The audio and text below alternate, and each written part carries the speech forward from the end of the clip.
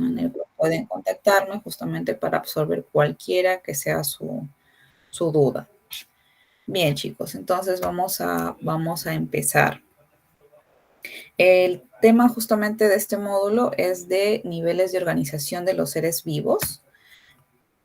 Y en esto vamos a ver justamente cuáles son los niveles de manera general y específicamente también por lo menos cada uno de ellos, ¿no? En qué hasta cierto punto, en qué nivel nos encontramos nosotros, en qué nivel se encuentran los demás individuos de nuestro sistema, ¿no? Entonces, eso es lo que vamos a identificar y lo que vamos justamente a coordinar, ¿no? Bien, continuamos. Tenemos aquí justamente en la diapositiva, de manera teórica, cuáles son los niveles con los que constituye prácticamente todo nuestro sistema. Y vendría a ser el químico, el celular, el tisular, el orgánico, el sistemático, el individuo, la población, la comunidad, el ecosistema, el bioma, la biosfera y la ecósfera, ¿no? Esos vendrían a ser prácticamente los 12 niveles por los cuales se está conformando finalmente nuestro sistema general, ¿no? Y el mundo tal cual como nosotros lo conocemos. Entonces, lo que vamos acá es entender o dar o citar ejemplos de cada uno de ellos para poder entenderlo. Para eso vamos a pasar a la siguiente diapositiva, que aquí ya está un poquito más claro, ¿no? De manera gráfica, cómo es que ustedes prácticamente van a poder diferenciar de unos de otros, ¿no? Muchos hemos escuchado hablar justamente de la química, ¿no? Y en ello vamos a ver los elementos químicos, que vendrían a ser prácticamente átomos, que tienen ya un nombre específico por las características que puedan tener. Sin embargo, una de las teorías del origen de la Tierra, así como también de la evolución, es que justamente nosotros somos el choque de distintos elementos, de distintos átomos, ¿no? Y las reacciones que se dieron entre ellos es lo que finalmente viene a originar la vida, ¿no? Está abundantemente por elementos específicos como el carbono, el nitrógeno, el fósforo, que van a ser los que van a dar el origen, o mejor dicho, que en combinación van a poder reaccionar para generar finalmente la vida, ¿no? Y cada uno de estos elementos que en adelante se vienen suscitando. Entonces, eso es básicamente lo que se ve en el nivel químico, ¿no? Justamente el átomo y la molécula, ¿no? Que es lo que prácticamente nosotros vamos a entender como el nivel químico. Porque hasta cierto punto literal no se ve, ¿no? Nosotros no podemos verlo, algún tipo de elementos. Por ejemplo, decimos, a ver, el carbono, preséntame un ejemplo de carbono, no podemos observarlo así a tal grado. Sin embargo, nosotros somos un compuesto de carbono, ¿no? Gran parte de nuestro organismo en realidad está compuesto justamente por carbono. Nitrógeno también, que está justamente dentro de la atmósfera, que no podemos observar, y así, distintos elementos, ¿no? Todo eso se encuentra en el nivel químico. Las moléculas también, como por ejemplo, cuando se une el hidrógeno con el oxígeno, van a formar agua.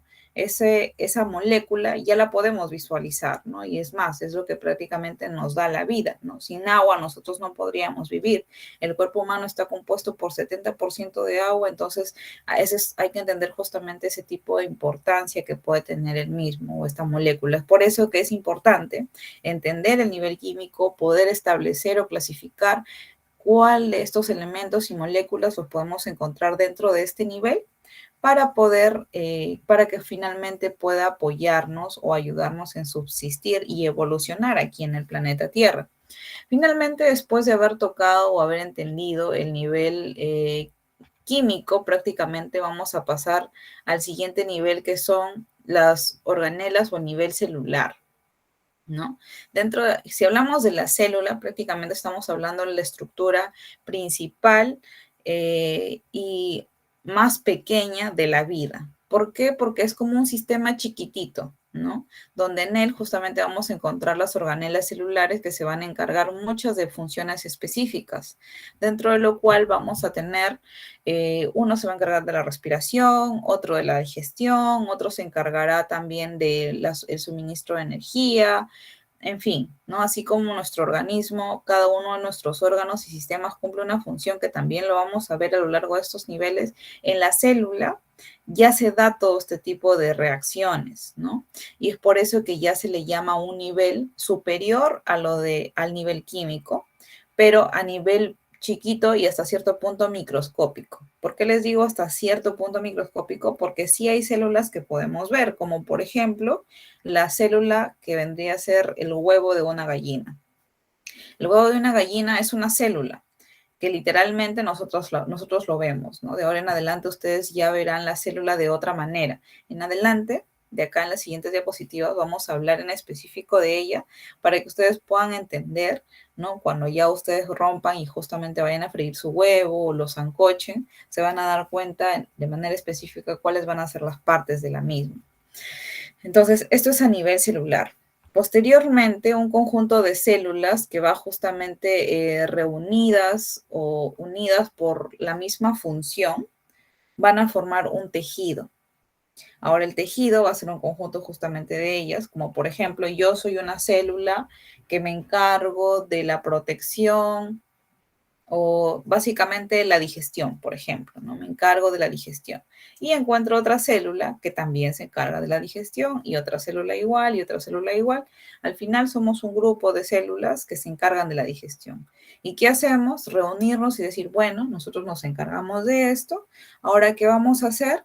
Entonces, formar un órgano que se encargue de la digestión. Y de esta manera van pasando justamente al siguiente nivel, que es el nivel tisular, que es un tejido. Y este tejido también justamente cumple esa función específica, ¿no? Como les repito, si yo soy una célula digestiva con varias células que cumplen la misma función digestiva, nos vamos a unir, lo primero que vamos a formar va a ser algo más grande, ¿no? Gigante. ¿Qué va a ser esto? El tejido. De la unión de todas nosotras, un tejido. Pero ya cumpliendo nuestra función en sí de digestión, ¿qué vamos a hacer? Un órgano. Y es aquí donde pasamos al siguiente nivel, ¿no? De célula a tejido y de tejido a órgano. Y es lo que nosotros conocemos. Podemos mencionar un millón de ejemplos, ¿no? Dentro de los órganos. Por ejemplo, mi cerebro es uno. Por ejemplo, mi estómago es otro. Tenemos también otro órgano, mis riñones, mi corazón, y cada uno de ellos cumple una función específica. Entonces, eso es lo que se nos tiene que quedar a nosotros bien grabado en nuestra mente. Porque mi corazón no va a ser lo mismo que hace mi estómago y mi estómago no va a ser lo mismo que hace mi riñón. Entonces, es ahí la diferencia, ¿no? Y eso es lo que tenemos que entender. Una vez que tenemos distintos órganos, porque las células son diferentes, han formado distintos tejidos, pero con funciones similares, y han formado los órganos, estos órganos dicen, bueno, yo me encargo justamente, a ver, ¿de qué? De sintetizar la urea. Y el otro dice, yo me encargo de captar la orina. Entonces, oye, pero estamos relacionados, ¿no? Al finalmente nosotros vemos lo mismo, vemos la orina y todo esto. Entonces, ya unámonos, nos unimos como órganos diferentes. ¿Y qué formamos? Un sistema, ¿no? Y eso es ya el otro nivel que justamente vamos a ver, ¿no? Son los sistemas. Dentro de los sistemas, ¿nosotros qué tenemos? Tenemos al sistema circulatorio, tenemos al sistema respiratorio, el sistema digestivo, tenemos también al sistema urinario, el sistema nervioso, el sistema óseo, que si se dan cuenta, mi estómago no es igual que mi esófago, por ejemplo, ¿no? Incluso el tejido no vendría a ser el mismo del estómago que el de mi esófago, que el de mi lengua, que también forma parte de mi sistema digestivo, que mis intestinos, tanto el intestino grueso como el intestino delgado, forman parte de mi sistema digestivo. ¿Y de qué se encargan ellos? De poder prácticamente ingerir la comida, transformarla, asimilarla y finalmente lo que no sirve o lo que ya no puedo aprovechar, excretarla, ¿no? Entonces, eso es justamente lo que nos está indicando los sistemas, ¿no? Se unen los órganos justamente bien distribuidos y asimilables que cumplen funciones similares para formar el sistema. Lo mismo pasa con el corazón, ¿no? Y con las arterias y las venas que van a formar el sistema circulatorio. Las arterias transportarán sangre arterial, las venas transportarán sangre venosa, que finalmente ambas van a llegar al corazón, se van a mezclar, van a hacer una síntesis y van a poder distribuir a todo el cuerpo que necesite sangre, ¿no? Entonces, cada uno de estos son sistemas que tiene órganos distintos, con tejidos que se han unido y con células más chiquititas que lo han estructurado, ¿no? Y después de esto, que somos ya prácticamente un conjunto de sistemas, ¿no? Un montón de sistemas mezclados y unidos, vamos a formar al organismo vivo, que es justamente el ser humano es un ejemplo, ¿no? Tenemos también un perro, por ejemplo, ¿no? Es otro individuo, otro organismo. ¿A quién más tenemos? ¿No? A un ave, por ejemplo, una paloma, ¿no? Cada uno de ellos individuos de diferentes especies, ¿no? Porque yo no soy igual que una paloma, no soy igual que un caballo, que una ballena, pero somos individuos, que cada uno de nosotros está formado por sistemas de órganos, que está formado por, obviamente, su sistema de órganos por órganos, y así si hacemos una retrospectiva.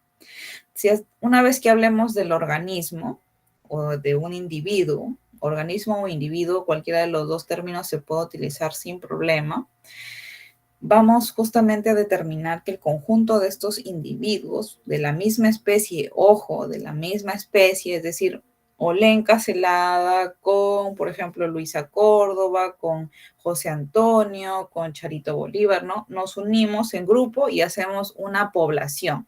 ¿Población de qué? De personas vinculadas al colegio SANE, por ejemplo, ¿no? Somos una población.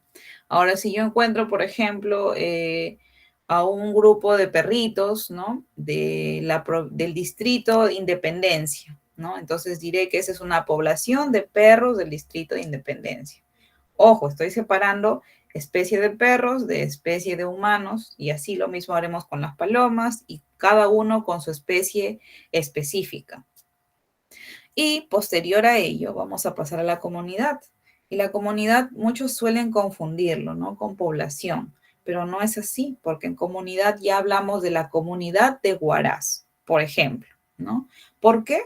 Porque ya incluimos a las personas del Colegio SANE, ya estamos incluyendo a los perritos del Distrito de Independencia, también a las palomas que están en la Plaza de Armas, también tenemos, por ejemplo, los insectos, y así infinidad de especies que puedan habitar dentro de un mismo lugar. Entonces, aquí en la comunidad ya se determina en un mismo lugar, ¿no? De especies que estén en un mismo lugar. Bien, entonces así vamos avanzando prácticamente de niveles, ¿no? Y vamos a prácticamente lo que vendría a ser el ecosistema. Ahora, no sé si algunos de ustedes tengan una idea de lo que es el ecosistema. A ver si alguno de ustedes me puede dar una idea, o más que todo, claro, qué idea puede tener de ecosistema.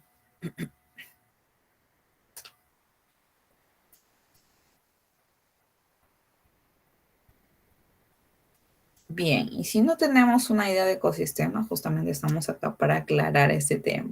El ecosistema básicamente vendría a ser ya el conjunto de dos, se puede decir, factores importantes, ¿no? Dentro de la Tierra encontramos dos factores específicos. Uno son los factores bióticos y otros son los factores abióticos. Entonces, hablamos de los bióticos, viene bio de vida, o sea, todo lo que tiene vida, y hablamos de los seres abióticos, seres que no tienen vida, porque el prefijo a, o sea, a antes del bio, está diciendo sin vida. Entonces, más o menos así relacionamos. Y el ecosistema ya está conformado por ambos factores. O sea, hasta comunidad prácticamente hemos hablado de todo lo que tiene vida. Pero ya en el ecosistema vamos a hablar justamente de ambos, ¿no? De los abióticos como de los bióticos. Entonces, dentro de los abióticos vamos a tener justamente elementos que no tengan vida, como por ejemplo el clima, ¿no? Y dentro del clima vamos a encontrar aquí temperatura, vamos a encontrar humedad, la fuerza de los vientos, salinidad, el pH del agua. Esto no tiene vida, ¿no? Tú no le dices a la temperatura, oye, ¿te sientes bien? ¿Estás con fiebre? No te vayas a morir. No, porque no tiene vida, ¿no? La temperatura. Entonces, esos son justamente los factores abióticos, ¿no? Sin vida, que ya en el ecosistema se involucran, ¿no? Se involucran de manera conjunta. Es decir, por ejemplo, hablamos del ecosistema de Huaraz, ¿no? En el ecosistema de Huaraz, ¿qué vamos a encontrar? Vamos a encontrar solamente en bueno, dentro de la provincia de Huaraz, ¿no? ¿Cuál es su ecosistema? Su temperatura, ¿no? Tienen una temperatura que va más o menos alrededor de cuántos grados, de unos 10 grados a 12 grados, por ejemplo, ¿no? Tienen una humedad relativa de repente de 5, ¿no? Tenemos también una radiación solar, por ejemplo, de 20, según la escala, ¿no? Entonces, y también tenemos, ¿qué tenemos? Tenemos las áreas verdes, los árboles justamente que están plantados dentro de la provincia, ¿no? Tenemos también las poblaciones de los perros, tenemos poblaciones de qué?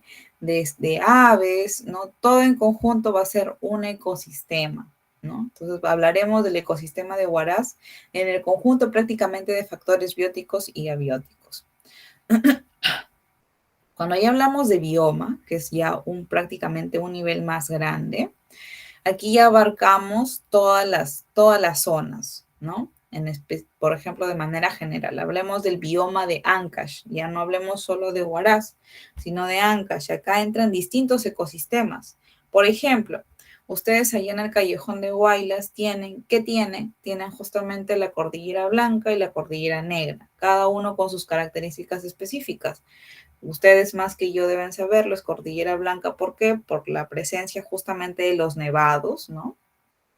Así como también de la presencia del granito, ¿no? Es por eso que se le llama Cordillera Blanca, con sus lagunas, con sus lagos, con sus riachuelos, sus ríos que justamente están provenientes, y de manera general, los nevados, ¿no? Ahora en su Cordillera Negra, que es otro ecosistema, que van a tener justamente buena producción de qué, como es tierra más que todo, van a tener producción de ganadería, también me he enterado que hacen justamente apicultura, en fin, ¿no? Desarrollan todo ese tipo de actividades por el ecosistema que viven justamente en esa zona, ¿no? Que es un poquito más cálido, que ya se puede sembrar otro tipo de especies, por ejemplo, ¿no? Y ambos unidos, ambos ecosistemas, ¿no? Tanto la Cordillera Blanca como la Cordillera Negra y también la costa de Ancash, que es justamente la zona del mar, ¿no? Donde ya nosotros vamos a poder encontrar peces que no vas a encontrar en el río jamás, que no vas a encontrar dentro de una laguna. También vamos a encontrar crustáceos, moluscos, en fin, etcétera. Incluso también las personas de esa zona ya tienen distintas adaptaciones al clima, porque usualmente la zona más cercana a la costa tiende a ser un poquito más calurosa, ¿no? Entonces ya no comparte el mismo medio, el mismo ecosistema que ha estado compartiendo alguien que ha estado viviendo en Huaraz por lo menos de manera continua. Entonces, la unión de estos tres ecosistemas distintos, ¿no? Tanto el de la Cordillera Blanca como el de la Cordillera Negra y como el de la costa, prácticamente en conjunto vendría a ser un bioma, ¿no? Aquí hay más especies, hay más factores abióticos, hay un millón de factores que pueden intervenir, ¿no? Tanto entre plantas, animales, etcétera. Y ahora vamos a llegar al nivel más grande prácticamente, que cuál es la biosfera, ¿no? La biosfera ya es todo el planeta Tierra, donde hay una infinidad de ecosistemas, ¿no? Donde vamos a encontrar todos en absoluto reunidos. ¿Por qué? Porque así como ustedes en Huaraz tienen un ecosistema bastante definido, tienen un bioma específico en Ancash, ¿no? Por ejemplo, el Departamento de la Libertad tiene otro ecosistema, otro bioma distinto, ¿no? Y ya no acá en la Libertad, por ejemplo, no hay nevados, ¿no? Entonces, como no hay nevados, ¿qué tenemos? Tenemos también un pedacito de selva al final de nuestro departamento, tenemos costa, tenemos una zona andina que es muy productiva y justamente tiene muchas especies, pero no tenemos nevados. Si nos vamos más al norte, literal solamente tienen algarrobos, tienen otro tipo de especies porque el clima es más caluroso justamente cercanos a la línea ecuatorial, ¿no? Y así sucesivamente, incluso las especies de peces que vamos a encontrar en Casma, en Chimbote, no van a ser las mismas especies que vamos a encontrar en La Libertad, que vamos a encontrar en Lambayeque, que vamos a encontrar en Piura. Son distintas, incluso en Ecuador, ya no son las mismas especies que vamos a tener dentro de nuestro ecosistema, ¿no? Y si nos vamos, por ejemplo, al África, tenemos otro ecosistema distinto, ¿no? Es mucho más caluroso, la producción no es muy variada. Si nos vamos a Europa o a los polos, por ejemplo, ¿no? Vamos a encontrar que también otras especies totalmente distintas, otro medio totalmente distinto y así. Todo ese sinfín de ecosistemas que pueda tener nuestro planeta es lo que finalmente hace la biosfera. Pero esto se distribuye en tres grandes grupos. Uno es la litosfera, el otro es la hidrosfera y el otro es la atmósfera. Entonces, tenemos en cuenta que litosfera viene de litos, viene de tierra, ¿no? O de piedra a tierra. Entonces, va a ser todo lo que es tierra prácticamente dentro de nuestro planeta. Tenemos a la hidrosfera, que es prácticamente todo lo que es agua, abarca mares, océanos, lagos, lagunas, ríos. Y tenemos finalmente la atmósfera, que es todo lo que nosotros estamos respirando prácticamente, ¿no? Entonces, con esos tres niveles, nosotros podemos definir que la biosfera es todo el conjunto general, ¿no? Muy bien, entonces, habiendo entendido prácticamente o habiendo tenido ejemplos de lo que vendrían a ser los niveles de organización de la materia, ¿no? Vamos a pasar a la célula en específico. ¿Por qué? Porque lo vuelvo a repetir y lo vamos a indicar acá. La célula es la unidad fundamental de todo ser vivo. Es la unidad básica de la vida. Es la unidad anatómica, fisiológica y genética de todo ser vivo. Es la más chiquitita, pero que cumple todas estas funciones, ¿no? Es la unidad básica. ¿Por qué? Dice anatómica, ¿por qué? Porque ya está cumpliendo funciones así de pequeñita que no se puede ver, ¿no? Para que nuestro organismo pueda vivir bien. Por ejemplo, dentro de la sangre nosotros vamos a encontrar muchas células, ¿no? Y estas células cumplen funciones específicas. Entonces, que van formando justamente todo nuestro cuerpo.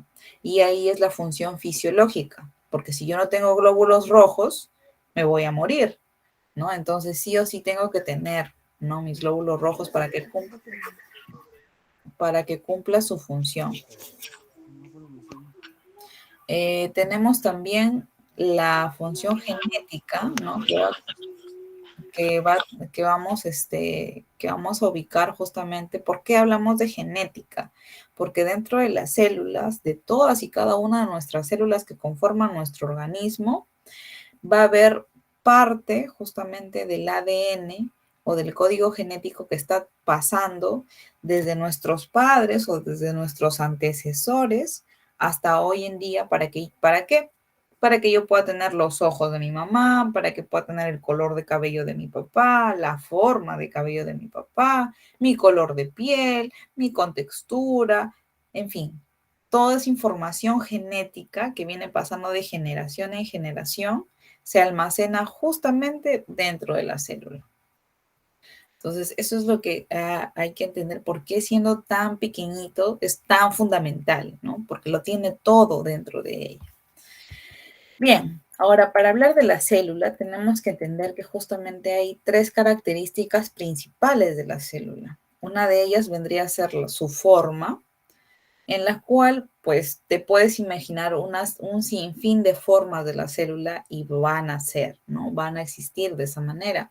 Pueden ser esféricas, cilíndricas, estrelladas, aplanadas, alargadas, ramificadas, romboidales, en fin, etcétera, ¿no? O sea, todas las formas que tú te puedas imaginar de células que puede existir, las hay, ¿no? Que están justamente formando todo nuestro cuerpo. Ahora, el tamaño de las células. Las células tienen diferentes tamaños también, inimaginables. La mayoría son microscópicas, como les decía, ¿no? Sí o sí vamos a necesitar o depender de un microscopio para poder observarlas, ¿no? Sin embargo, también hay otras células que sí se pueden observar, que son las macroscópicas, que para esto pues ya no es necesario, porque no es necesario microscopio porque lo podemos observar a simple vista. Y una de ellas, como les decía, justamente es el huevo, ¿no? Ahora, tenemos también la duración de las células. La duración de las células es variable. Algunas viven días, otros meses, otros pueden durar toda la vida. Aquí les doy un ejemplo justamente acerca de la vida de las células. Usualmente uno se rasca, por ejemplo, porque me pica la mano, ¿no? Y me rasco. Entonces, yo no lo veo tal cual. Hay veces que sí se ve y hay veces que no se ve, ¿no? Pero en eso que me estoy rascando, a veces cuando si te percatas muy bien cae un polvito blanco, ¿no? Cuando te rascas la pierna, la rodilla, la mano, lo que sea que te estés rascando y ves un polvito blanco que cae. Entonces, nunca te has puesto a pensar qué es ese polvito blanco. Son células, porque la piel se va renovando a diario, ¿no? Usualmente estas células tienen una duración o un tiempo de vida de 48 horas como máximo, ¿no? Eso quiere decir que ya estas células, ¿por qué me están picando? Porque ya no pueden estar ahí, ¿no? Ya están ocupando un espacio que no debería. Entonces tú te rascas y liberas esa zona porque están naciendo las otras células nuevas y las células muertas se están cayendo, ¿no? Entonces, ese es un ejemplo bastante claro de las células que se van muriendo, que a veces muchos dejamos pasar o pasa desapercibido en nuestro día a día, ¿no? Que tú ves ese polvito y dices, ay, este polvo, ¿qué será? No te importa, no te interesa, pero finalmente son células, ¿no? Que se están muriendo, que si tú las coges así con una pincita y las llevas al microscopio en tu lámina, tu laminilla, y las vas a observar, vas a ver ahí tus células corporales, ¿no? Hay algo, por ejemplo, cuando también no se cepillan los dientes, ¿no? Se te forma el sarro, ¿no? Entre los dientes, ahí, entre las encías, lleva un día, 2 días y sigues sin cepillarte y ahí se te sigue formando. Y eso dicen, no es comida, ¿no? Claro, pero también dentro de nuestra boca tenemos ciertos componentes bacterianos que están ahí justamente alimentándose de esos restos, ¿no? Para poder subsistir. Pero ¿qué debemos hacer nosotros? Cepillarnos. Y si en caso no te cepilles, ¿no? Sacas justamente un poquito de muestra y eso en laboratorio se trabaja. Lo colocas en tu laminilla, en tu lámina, cubres todo y vas a observar y vas a encontrar tus células ahí, ¿no? Que están compartiendo justamente todo ese medio bacteriano ahí dentro de la lámina o dentro de tu boca más que todo. Es por eso que siempre se recomienda cepillarnos los dientes, ¿no? Entonces, todo cambio va constantemente y dependiendo justamente del tiempo de vida que puedan poseer nuestras células, ¿no? Bien, ahora la célula tiene una estructura. Hablamos de la estructura por lo que lo conforma, por las partes, ¿no? Que pueda poseer justamente esta. Y tenemos 3 partes en específico, como podemos apreciar en la imagen, ¿no? Y también justamente en la parte teórica. Entonces, empezamos por lo más externo, que vendría a ser la membrana celular. Ahora, es aquella que cubre toda la superficie de la célula y la que separa las partes interiores de los exteriores, ¿no? La membrana celular va a ser elástica y permeable. Bien, acá explicamos un poquito. ¿Separa las partes interiores de exteriores? Claro, porque si podemos observar dentro justamente de nuestra célula, podemos ver que es como justamente como lo indica, ¿no? Como una envoltura, porque adentro hay muchas cosas, ¿no? Y afuera, ¿qué cosas habrá, ¿no? Entonces, ella se encarga justamente de separar, de ser como la bolsita prácticamente, ¿no? Para nuestra célula. Ahora, ¿es elástica y permeable? Sí. ¿Es elástica por qué? Porque hasta cierto punto, si ustedes se han dado cuenta, cuando ustedes comen, ¿no? Se hinchan un poquito. ¿Qué pasaría si la piel no sería elástica? Te revientas, ¿no? Entonces, la membrana celular, como justamente también la célula cumple funciones de digestión, a veces también se hincha, ¿no? Y al hincharse necesita pues que su membrana externa, o sea, su piel, por ejemplo, sea más, sea elástica para que pueda haber justamente ese tipo de situación, ¿no? En la que ella pueda digerir, bajar, subir, hincharse, en fin, lo que sea, y no tenga problema. Ahora, es permeable, ¿por qué? Porque la célula no vive solo porque sí, ¿no? La célula sí o sí tiene que alimentarse. Y para alimentarse, para que pueda vivir y todas sus organelas puedan cumplir su trabajo normal, ella se necesita alimentar justamente de qué? De lo que hay afuera de ella. Y para eso, como es permeable, ¿no? Pasan por esos poritos que justamente vamos a poder observar, ¿no?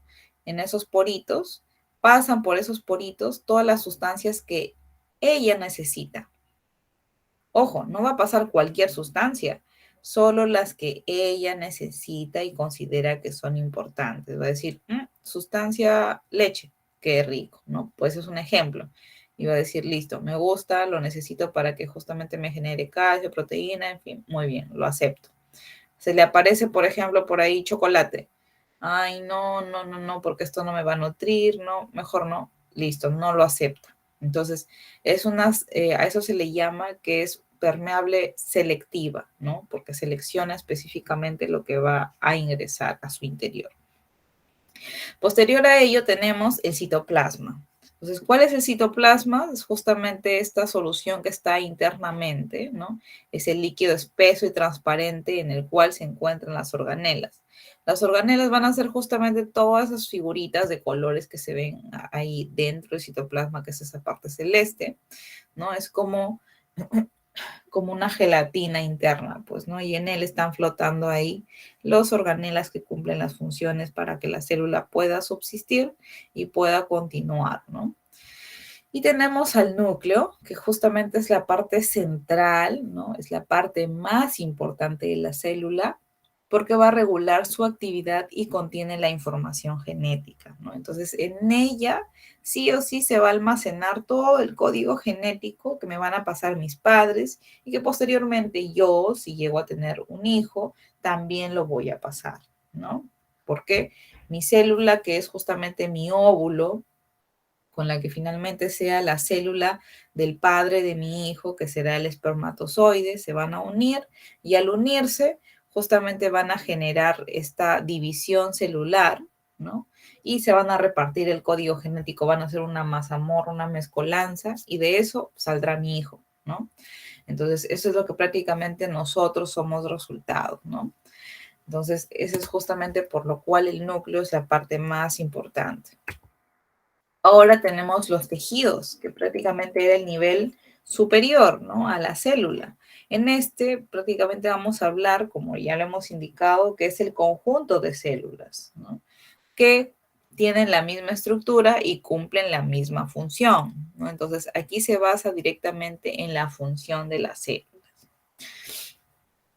Y vamos a ver que dentro de ellos tenemos tejidos animales y vegetales, ¿no? Dentro de los animales, porque ustedes dirán, pero ¿y el humano dónde está?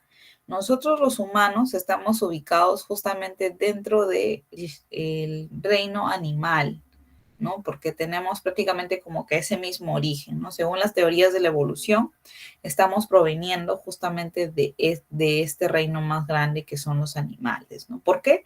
Porque tenemos movilidad. Si no, de repente fuéramos un vegetal, ¿no? Pero ¿qué nos hace diferentes de los vegetales? Es que nosotros tenemos movilidad propia y los vegetales no. Pero después también tienen tejidos, también cumplen sus funciones y son muy importantes justamente para nuestro medio ambiente, ¿no? Ahora tenemos el tejido meristemático, ¿dentro de qué? De los vegetales. Acá vamos a empezar a hablar primero por los vegetales y luego nos vamos a los animales. Entonces, en el tejido meristemático podemos rescatar que es el responsable del crecimiento de las plantas. En este tejido se distinguen dos tipos de meristemo, el primario y el secundario, ¿no? Entonces, cuando yo veo una planta o quiera sembrar una planta justamente en mi casa, ¿no? Y de pronto empieza a crecer la plantita, ¿no? Empieza a crecer, empieza a crecer. ¿Qué tejido está actuando ahí? ¿Qué tejido está trabajando? El tejido meristemático, porque él se encarga básicamente del crecimiento de la planta sí o sí. Entonces, cuando veamos crecer a nuestra plantita, vamos a decir, ah, ahí está trabajando nuestro tejido meristemático. Queda, no hay nada más que hablar al respecto, no tenemos por qué complicarnos. Ahora también tenemos los tejidos fundamentales. La función de los tejidos es la producción y almacenamiento de los alimentos. Los principales tejidos vamos a encontrar dentro del parénquima de reserva, clorofílico, acuífero y aurífero. Bien, acá nos indica que los fundamentales son la producción y almacenamiento de los alimentos. La planta, ¿por dónde se alimenta? Se alimenta por la raíz, ¿no? Específicamente, es por eso que cuando nosotros la sembramos, sí o sí tenemos que regar, porque si no regamos, nuestra planta se muere, ¿no? Entonces, la planta de justamente el suelo, que está a su raíz así, por ejemplo, cada una de ellas va absorbiendo sustancias, ¿no? Que están en la tierra, ¿no? Todos los nutrientes que pueda tener esa tierra y el agua justamente que se está mezclando, ¿no? Que está interviniendo dentro de la, de su crecimiento también y su desenvolvimiento de la planta, ¿no? Son los alimentos que necesita. Ahora vamos a tener dentro de ellos el parénquima de reserva, clorofílico, acuífero y orífero. El de reserva obviamente me permitirá en específico reservar para cuando tú te olvidaste de regar, ¿no? Y muy aparte de ello, muchas plantas no les gustan que les riegues todos los días. ¿Por qué? Porque se satura. ¿No ves que tiene ya de por sí su tejido de almacenamiento? Y si tú sigues regando, sigues regando, sigues regando, saturas totalmente su almacenamiento y va a estar, no, ya no puedo almacenar más de nada. Y explota y se muere. También por eso también se mueren las plantas cuando uno mucho las riega, ¿no? ¿Por qué? Porque ellas tienen su tejido de almacenamiento, de reserva, ¿no? Es por eso que te dicen, es mejor regar dejando un día o dejando 2 días, ¿no? Con abundante agua. Entonces, de esa manera, ella todo lo que va reservando en el día 1, al otro día lo va gastando, al otro día lo va gastando, y normal. Y al tercer día vuelves a regar, nuevamente vuelve a almacenar y así sucesivamente. Tenemos el tejido clorofílico, que es justamente el tejido que va a almacenar la sustancia específica que le va a hacer a ella darle el color verde de manera específica, ¿no? Entonces, ¿por qué las plantas son verdes y nunca dejan de ser verdes? ¿Por qué? Porque tienen justamente este tejido, ¿no? Ahora, hay muchas plantas que cuando llegan a una edad ya adulta prácticamente, así como cualquiera, que ya precisa morirse, va perdiendo justamente, se le va desgastando este tejido, ¿no? Y ya va perdiendo la coloración verde. Tenemos acuífero y aurífero, ¿por qué? Porque específicamente puede almacenar agua sola, ¿no? Como también puede almacenar ciertos componentes del aire, ¿no? Como por ejemplo, ella se alimenta de ¿qué? Del dióxido de carbono que ingresa por las hojas. ¿Para qué? Para que ella pueda transformarlo en oxígeno. Entonces, ella también hace ese almacenamiento de aire prácticamente dentro de su interior. Y estos son justamente los tejidos fundamentales, ¿no? Ahora vamos a hablar del tejido de sostén o mecánico, ¿no? Que justamente forman la parte del esqueleto de la planta y son el colénquima y el esclerénquima.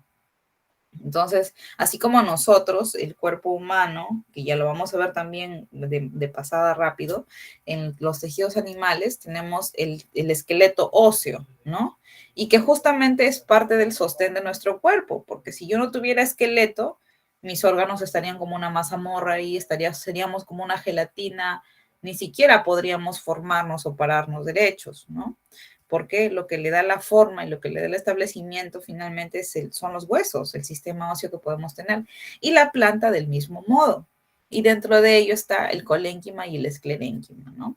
Y el esclerénquima vendría a ser prácticamente, está formado por células muertas, que son lo que le va a dar la dureza, ¿no? Y se ve reflejado básicamente en los frutos secos, ¿no? Como podemos ver en la imagen. Y el colénquima de células vivas, que es lo que prácticamente continúa creciendo, continúa ensanchándose. Ahora tenemos el tejido de transporte, que vendría a ser los encargados de transportar las sustancias a todas partes de la planta. Y acá tenemos el xilema y el floema. O sea, así como la planta va a tender a almacenar, también tiene que distribuir las sustancias, ¿no? Cuando ya elabora su propio alimento, empieza a distribuir. Para eso necesitamos el xilema y el floema, que lo podemos identificar aquí dentro de este gráfico, ¿no? Acá vemos una hoja que se le saca un pedacito para poder observar todo eso de manera macro, ¿no? y ahí está la presencia de xilema y floema que van a distribuir todas estas sustancias. Ahora tenemos los tejidos protectores, ¿no? Que se caracterizan por tener células de paredes gruesas, ¿no? Que protegen a las que están localizadas en las partes más internas. Entre los principales tejidos protectores vamos a tener la epidermis y las células del corcho. Dentro de esta imagen que pueden ustedes estar observando, vamos a poder observar lo que ustedes quizás en algún momento, si es que llegan a trabajar en laboratorios, o qué sé yo, ¿no? De repente les atrae esto, ¿no?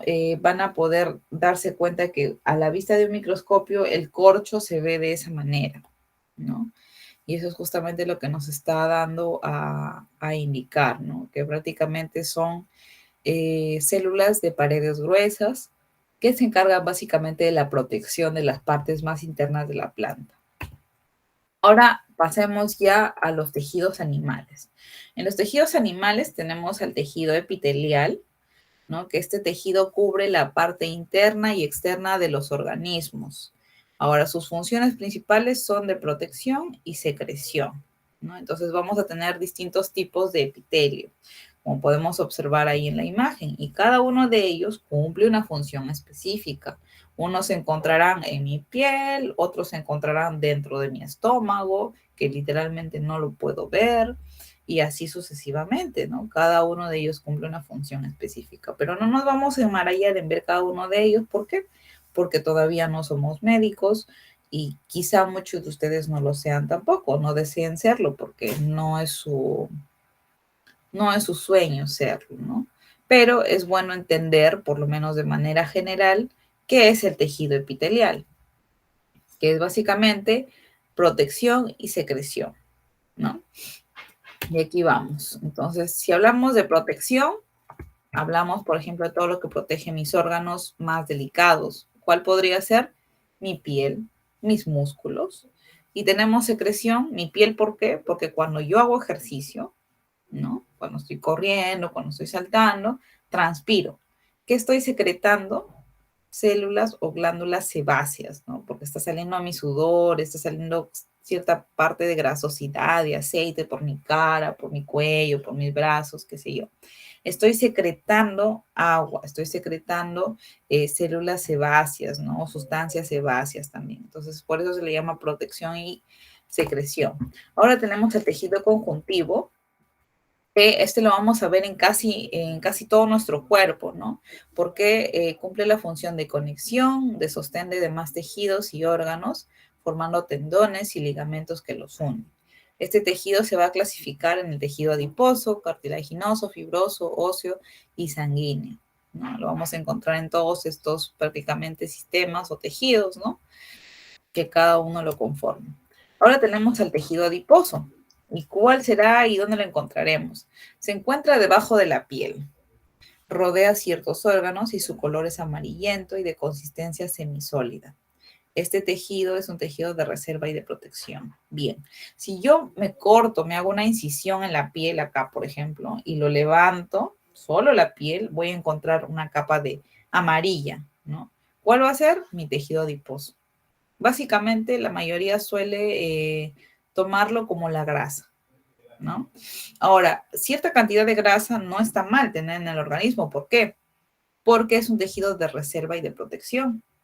Porque si esa grasita no estuviera ahí y, por ejemplo, yo me golpeo, ¿no? Estoy pasando por ahí, me golpeé con un palo, ¿no?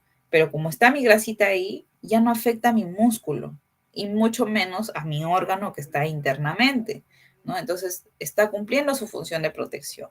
De reserva, ¿por qué? Porque en algún momento que yo me quede de hambre por motivos de mucha emergencia, ¿no? Que esté muriéndome de hambre, hoy día no comí, mañana tampoco, ya voy en mi tercer día que no como, este tejido adiposo se va a ir absorbiendo. ¿Como qué? Como una reserva energética para que yo todavía pueda seguir respirando, pueda seguir caminando, aún así sin haber comido, ¿no? Entonces, por eso se le llama reserva, porque se va a empezar a absorber y a transformarse en energía, sí o sí, para que mi organismo siga en pie.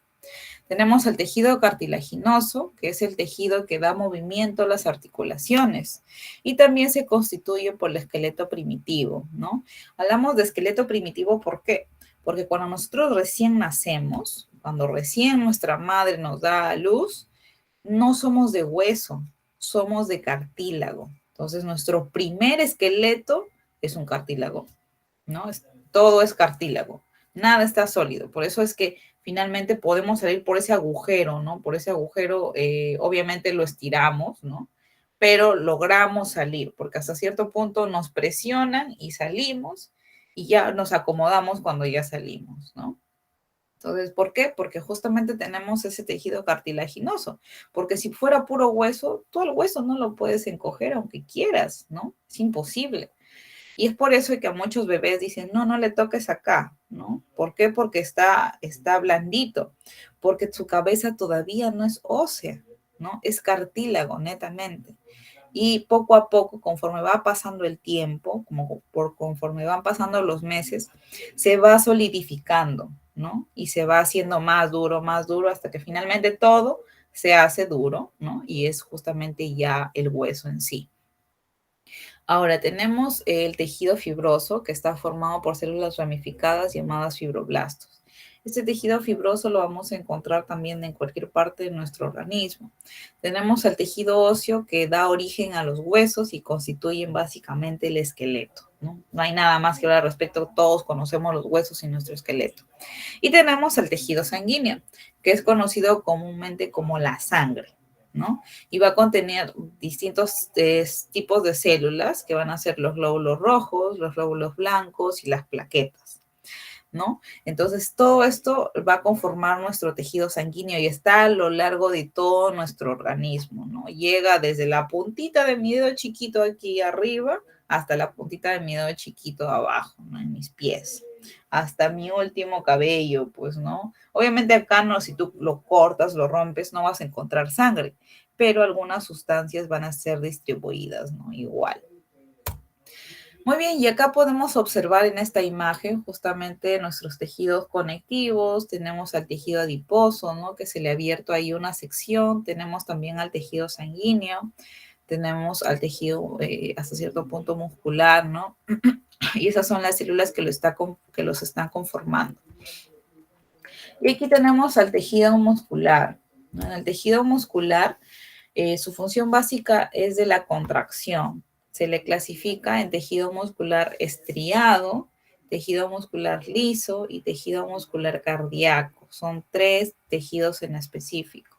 Entonces, de acuerdo a la imagen, ya nosotros podemos imaginar cuál es el tejido muscular cardíaco, ¿no?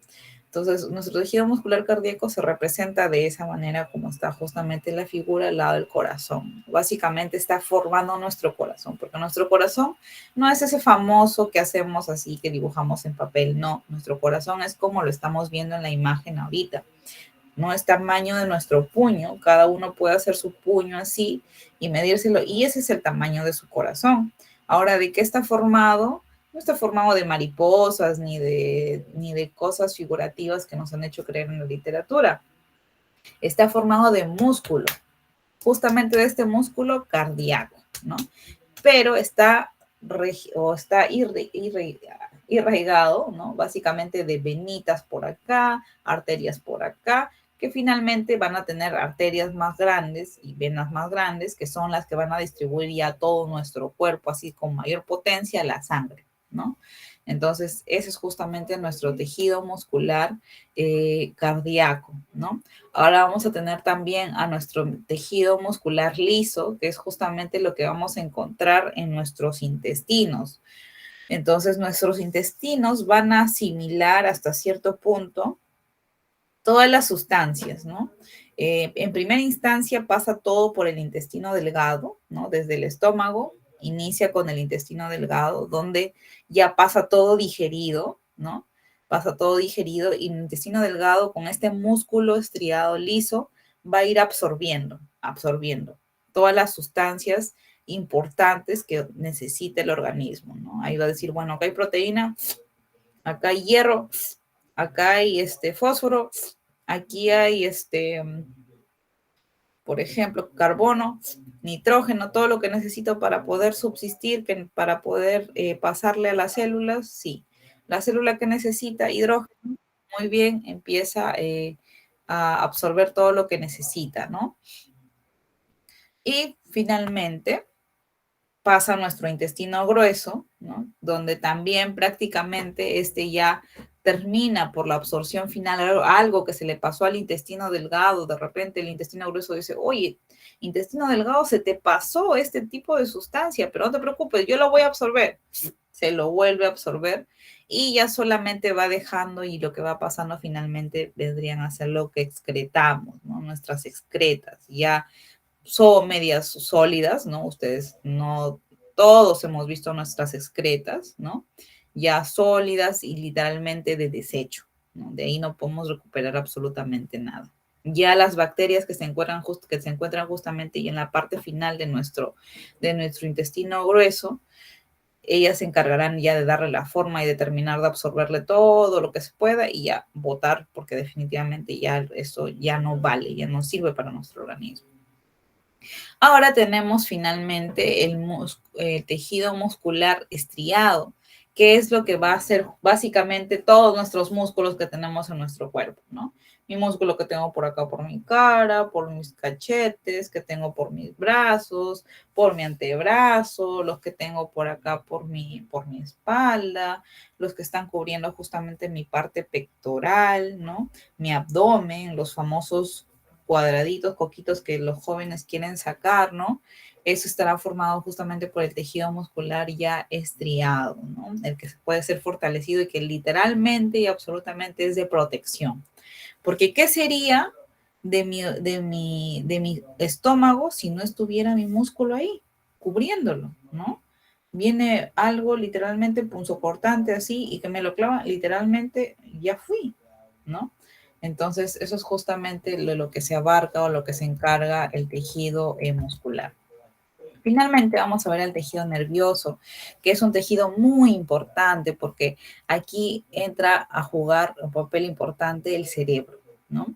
Así como tenemos en el sistema circulatorio y en todo nuestro organismo que si se nos para el corazón nos morimos, si se nos para el cerebro también nos morimos, ¿no?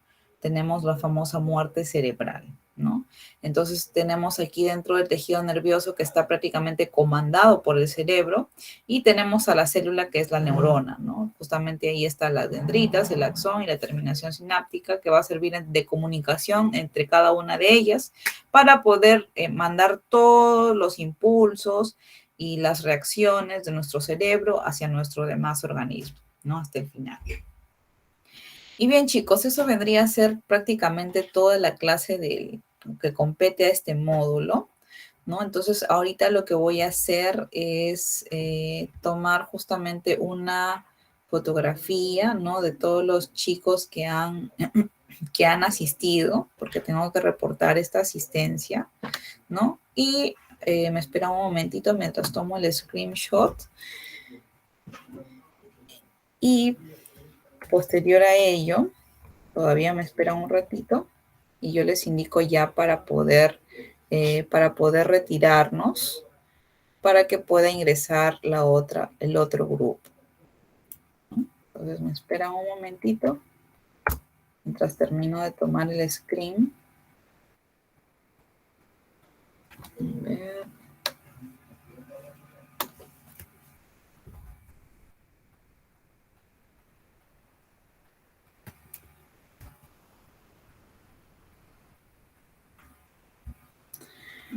Listo, chicos. Ya tenemos el screenshot tomado donde están justamente todos los asistentes. Espero que esta clase haya sido muy ilustrativa para ustedes y que haya aclarado muchas ideas que tenían dentro de su cabeza y que puedan ver al medio ambiente y a todo en general de una manera distinta, ¿no? Entonces, de todas maneras, tienen mi número, ¿no? O pueden solicitarlo también para que puedan justamente hacerme cualquier consulta al respecto, ¿no? Que puedan necesitar, justamente estamos para eso, ¿no? Para asesorarlos en temas que de repente no hayan sido muy específicos y que no hayamos tocado aquí en la teoría, ¿no? De todas maneras, chicos, cualquier cosa ya saben, me pueden contactar. Por lo demás, muchas gracias por haber asistido a la clase y les pido de favor ya poder retirarnos de la sala porque de aquí ingresa otro grupo. Muchas gracias, chicos, que tengan un muy buen día y muchos éxitos. Hasta luego. Gracias, Miss. Muy bien, chicos. Gracias, Miss. Hasta mañana. Muy bien.